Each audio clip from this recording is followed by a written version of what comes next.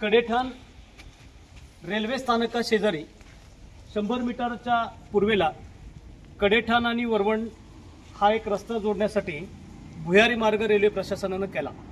1 वर्षाचा कालखंड झालेला आहे। 1 वर्ष झालेल्या या भुयारी मार्गाचा आतापर्यंत व्यवस्थितपणाने नीटनेटकापणा दिसून येत नाही। इथे येणारी वाहनं ही कायम साचलेल्या पाण्यातून येतात। इथे जाणाऱ्या येणाऱ्यांसाठी हा नित्याचा त्रास झालेला आहे। अलीकडच्या काळात एक वेगळा प्रयोग होतोय।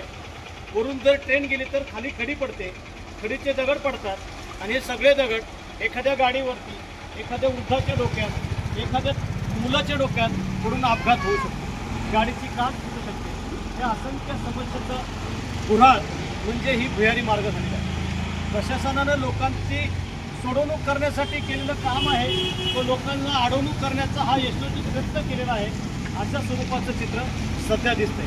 हे सर्व ग्रामस्थ आहेत, त्यांचं बालपण गावाकडून शाळेसाठी वरवणकडे, वरवणकडून बाजाराकडून परत घराकडे अशा स्वरूपाचं गेलेलं आहे। आपण यांना विचारूया, पूर्वी इथं रेल्वेचं गेट होतं, रेल्वेच्या गेटमुळं कदाचित वाहनं रेल्वे आली आणि गेट बंद झालं म्हणून अर्धा 1 तास उशिरा जात असतील, येत असतील, पण ती लवकर सोय व्हावी म्हणून हा केलेला एकदम घाई गडबडीचा प्रोजेक्ट सध्या लोकांना डोकंदुखी ठरतोय। साहेब, आपलं नाव काय आणि आपलं नाव सांगा। नमस्कार, मी प्रेमनाथ देवेकर, संचालक दौंड तालुका खरेदी संघ। गेल्या 1-1.5 वर्षापूर्वी कडेठाण वरवण रोडवरती रेल्वे प्रशासनानं हा भुयारी मार्ग केला। या अगोदर या ठिकाणी रेल्वे गेट होतं। रेल्वे ये जा असल्यामुळं प्रवाशांना रेल्वे गेटवरती 20 मिनिटे, अर्धा तास, पाऊण तास असं थांबावं लागायचं। भुयारी मार्ग झाल्यानंतर सर्वच लोकांना आनंद झाला। भुयारी मार्ग झाल्यानंतर हा जो थांबण्याचा त्रास होता तो अगदी संपलेला आहे। परंतु या ठिकाणी आपण पाहतोय की कायमचा हा त्रास की प्रवाशांना, तसेच आमच्या या कडेठाणमधून वरवणला जवळजवळ 150 ते 200 विद्यार्थी शिक्षणासाठी ये जा करत असतात। आमचं हे कडेठाण रेल्वे स्टेशन आहे।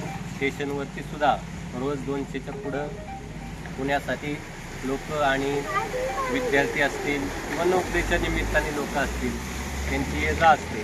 त्यांना हा सगळ्यांसाठी हा त्रास आहे। मागील 12 आणि 13 ऑक्टोबरला आमचं कडेठाणचं ग्रामदैवत सांजोबा देवाची यात्रा होती। त्यावेळी आम्ही तालुक्याचे आमदार माननीय राहुलदादा फुल यांना एक पत्र देऊन त्यांनी त्या ठिकाणी रेल्वेला सूचना करून त्यावेळी पाणी काढलेलं होतं। तसेच आमची दुसरी एक कडेठाण गावच्या वतीनं मागणी करतो की आमच्या रेल्वे स्टेशनला तिकीट देण्यासाठी माणूस नाही आहे। आम्ही त्यासाठी वारंवार पाठपुरावा केला, आम्हाला कारणही काही कळलेली नाही। आपल्या माध्यमातून तो एक विषय मी आपल्यासमोर मांडतो आणि रेल्वे प्रशासनाकडे मागणी करतो की हा जो होणारा त्रास आहे तो ताबडतोब थांबवावा। तसेच त्यावेळी यात्रेच्या वेळेस आम्हाला भूपेंद्र सर रेल्वेचे अधिकारी होते, त्यांनी मदत केली होती, परंतु तात्पुरता तो दिलासा होता। याच्यावरती कायमस्वरूपी तोडगा निघावा अशी मी ग्रामस्थांच्या वतीनं मागणी करतो आणि या ठिकाणी थांबतो। अतिशय धक्कादायक माहिती देवेकर यांनी दिलेली आहे की हा लोकांचा त्रास इतका आहे आता। बरं, त्याच्यापेक्षा पुढची गोष्ट, बिहारमधील राज्यातील रेल्वे स्टेशन वारंवार एक अडगळीची स्थानक आहेत म्हणून प्रशासनाकडून असेल, वृत्तपत्रातून असेल किंवा प्रसारमाध्यमातून दाखवली जातात। पण हे कडेठाण रेल्वे स्थानक आहे, इथे शालेय विद्यार्थी पुण्यासारख्या ठिकाणी शिक्षणासाठी जातात। शेतकरी वर्ग भाजीपाला, दूध व्यवसाय करून त्या विकण्यासाठी पुणे शहराकडे जातो, काही कामगार वर्ग जातो। पण या सर्वांना इथं तिकीट घेणं जमत नाही, कारण तिकीट खिडकी ही विरान आहे। इथली तिकीट खिडकीची इमारत आतमध्ये एकदम घाणेरड्या स्वरूपाची झालेली आहे, ही सुरक्षित नाही। म्हणून हे रेल्वे स्थानक हे बिहारमधलं रेल्वे स्थानक आहे की काय अशा स्वरूपाची शंका आता निर्माण झालेली आहे। हे सर्व ग्रामस्थ या घटनेला कंटाळलेले आहेत की इथं कायमस्वरूपी साचणारं पाणी इथल्या विद्यार्थ्यांना, वयोवृद्धांना, रुग्णांना, इथल्या वाहतूकदारांना प्रचंड समस्यादायक आहे। मित्रांनो, अलीकडे आता ऊस कारखाने सुरू होते आणि ऊसाची वाहतूक या ठिकाणून प्रचंड होती। हा जो बेल्ट आहे हा भीमा नदीच्या पट्ट्यातील बेल्ट, ऊसाचा हा मळा आहे, इथं मोठ्या प्रमाणात ऊस उत्पादक आहेत आणि या सर्वांचा ऊस या रस्त्याने कारखान्याकडे जात असतो। यावेळी त्या ऊस घेऊन जाणाऱ्या ट्रॅक्टर चालकांना आणि ऊस कारखान्यावर पोहोचत तोपर्यंत त्या ऊस मालकांना याचा प्रचंड त्रास होतोय। या सर्व भानगडी रेल्वे प्रशासन आता कसं पाहणार ही सगळ्यात महत्त्वाची गोष्ट आहे। मला वाटतं दिवेकर साहेबांनी सन्माननीय लोकप्रतिनिधी राहुल कुल यांना विनंती करून सांगितलेली पाहिजे, पण आता पुढे काय होणार याकडे पाहिल्याशिवाय, याकडे वेळ घालवल्याशिवाय आता आपल्याला गत्यंतर नाही। गेले 1.5 वर्षापासून तयार केलेली ही भुयारी मार्ग आता ही डोकेदुखीचा मार्ग सुरू झालेला आहे, हे मात्र नक्कीच। तुम्ही पाहत राहा आवाज लोकशाहीचा। दादा इंगळे माजी संचालक कडेठाण विकास सोसायटी।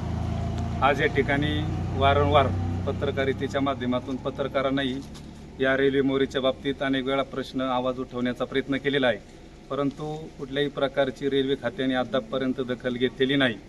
या रेल्वेच्या मोरीच्या माध्यमातून रोज शाळेत मांडोगण असेल, वडगाव रासाई, हातोळण असेल, नांदगाव कानगाव या मार्गातून शाळेसाठी रोज विद्यार्थ्यांची ये जा असते आणि त्याचप्रमाणे रोज शेतकरी वर्ग असेल, प्रवासी वर्ग असेल, त्याचप्रमाणे पुण्याला अपडाऊन करणारे अनेक नागरिक या मोरीच्या माध्यमातून रोज प्रवास करीत असतात। रात्रीच आम्ही फोर व्हीलर घेऊन या मोरी ठरून चाललो होतो, तर वरून दगडी पडत होते, म्हणजे अत्यंत भयानक अवस्था या मोरीची झालेली आहे। आणि गाडी आल्यानंतर खाली असं वाटतं की काय पूल काय अंगावरच पडतो का काय, अशी दुर्दैवी या ठिकाणी मोरीचं काम झालेलं आहे आणि नागरिकांना यातला रोज त्रास सहन करावा लागत आहे। वयस्कर मंडळी यातून गाडी घेऊन घसरून पडलेली बी आहे, तरी याची शासनाने लवकरात लवकर दखल घ्यावी अशी मी ग्रामस्थ म्हणून या ठिकाणी मागणी करतो आणि या ठिकाणी थांबतो।